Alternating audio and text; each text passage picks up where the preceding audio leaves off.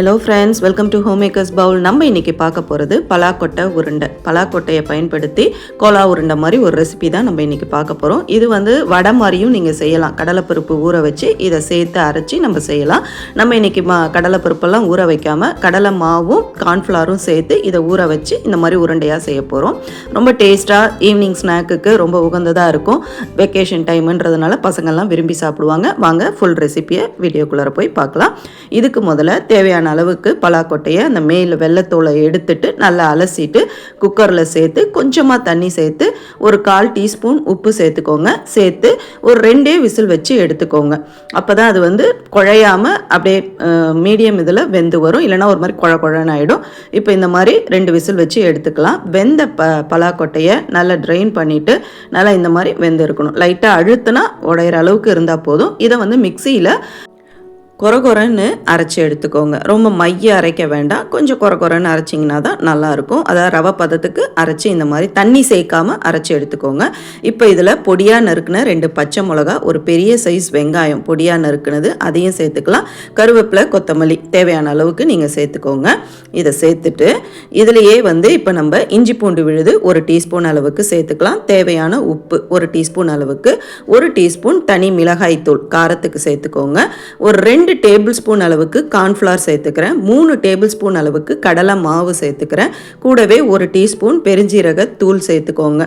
அது கூடவே கரம் மசாலா விருப்பம் இருந்தால் சேர்த்துக்கோங்க, இல்லைன்னா அதை ஸ்கிப் பண்ணிடலாம். சேர்த்துட்டு அதில் இருக்கிற ஈரப்பதத்துக்கே நீங்கள் ஃபஸ்ட்டு பிசைஞ்சு விடுங்க.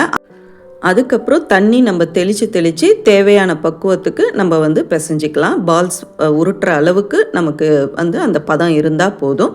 இப்போ லைட்டாக அந்த மாதிரி தண்ணி தெளித்து நான் பிசைஞ்சு எடுத்துட்டேன். இப்போ பார்த்தீங்கன்னா மாவு நல்லா சப்பாத்தி மாவு பதத்துக்கு இருக்குது நமக்கு. இதுக்கப்புறம் நம்ம தேவையான அளவுக்கு அழகாக சைஸில் உருண்டை உருட்டிக்கலாம். நீங்கள் தட்டி வடை மாதிரி தட்டி போடுறதா இருந்தாலும் போடலாம். இல்லைனா குட்டி குட்டி பால்ஸாக உருண்டையாக உருட்டி நீங்கள் எண்ணெயில் பொரிச்சு எடுத்தாலும் எடுக்கலாம். பிள்ளைங்களுக்கு பால்ஸாக உருட்டி கொடுக்கும்பொழுது விருப்பப்பட்டு சாப்பிட்ருவாங்க. அதனால் தேவையான சைஸுக்கு நீங்கள் உங்கள் விருப்பத்துக்கு தகுந்த மாதிரி நீங்கள் பால்ஸாக உருட்டிக்கோங்க. இந்த மாதிரி மாவு பிசைஞ்சிங்கன்னா தான் விரிசல் இல்லாமல் அழகாக வரும். ரொம்ப சொதன்னு பிசைஞ்சிட்டிங்கன்னா உருண்டை உருட்டுறதுக்கும் வராது, பிசு பிசுன்னு ஆகிடும். இப்போ பாருங்கள், இந்த அளவுக்கு நான் உருண்டை உருட்டி வச்சுருக்கேன். இப்போ நம்ம எண்ணெயில் எப்படி பொரிச்சு எடுக்கிறதுன்றதை நம்ம பார்க்கலாம். எண்ணெயை ஃபஸ்ட்டு நல்லா ஹீட் பண்ணிவிடுங்க. அதுக்கப்புறம் லோ ஃப்ளேமில் வச்சுடுங்க. ஏன்னா இது உள்ளேயும் நல்லா வெந்து வரணும். அப்புறம் இல்லைன்னா அப்படியே மேலே அப்படியே கருகுன மாதிரி கலர் மாறிடும், உள்ளே வேகாமல் இருக்கும். அதனால் லோ ஃப்ளேமில் தான் இதை நீங்கள் ஃப்ரை பண்ணி எடுக்கணும். ஸோ இந்த மாதிரி நம்மளுக்கு அழகாக இந்த மாதிரி எடுத்திங்கன்னா சூப்பராக உள்ளேயும் வெந்து வரும். அவ்வளோதான், நம்ம பலாக்கொட்டையை பயன்படுத்தி ஒரு கோல்டன் பால்ஸ் நம்ம ரெடி பண்ணிட்டோம். வீட்டில் நீங்களும் ட்ரை பண்ணி பாருங்கள். நம்ம சேனலை ஃபஸ்ட் டைம் பார்க்குறவங்களா இருந்தால் சப்ஸ்கிரைப் பண்ணிவிட்டு பெல் ஐக்கானையும் தட்டி விடுங்க. ரெசிபி பிடிச்சிருந்துச்சுன்னா ஃப்ரெண்ட்ஸ் அண்ட் ஃபேமிலிக்கும் ஷேர் பண்ணுங்கள். லைக் பண்ணிவிட்டு ஹைப்பும் பண்ணி விடுங்க.